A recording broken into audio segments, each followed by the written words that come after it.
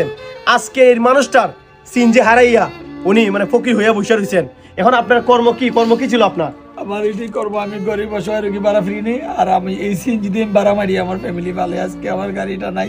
দর্শক দেখেন, যেখানে একটা সিএনজি চালাই মানুষের পেট মানে কয়েকটা ফ্যামিলির মানে ফ্যামিলি 4-5 জন সদস্যর খাবার জোগাইতে কষ্ট হয়ে যেত, ওই জায়গায় মানবিক সিএনজি চালক গাড়িও চালাইতেন, আবার মানব মানে নিজের পেটও চালাইতেন, সাথে মানুষ গরিব দুঃখী মানুষের সেবাও করতেন। আর এই মানুষটা এরকম একটা মানবতা প্রিয় মানুষের গাড়িটা হয় চুরি হয়ে গেছে তার বাসার সামন থেকে। এর থেকে কষ্টের খবর আর কি হইতে পারে দর্শক? যে মানুষটা গাড়ি হারাইয়া অসহায় হয়ে গেছে, আমরা কি পারি না তার গাড়িটা খুঁজে বার করে দিতে? বাংলাদেশে কি এরকম কোনো প্রশাসন বা সবাইকে আমরা পারি না যে মানবিক সোহেলের সিএনজিটা ওনার হাতে তুলে দিতে?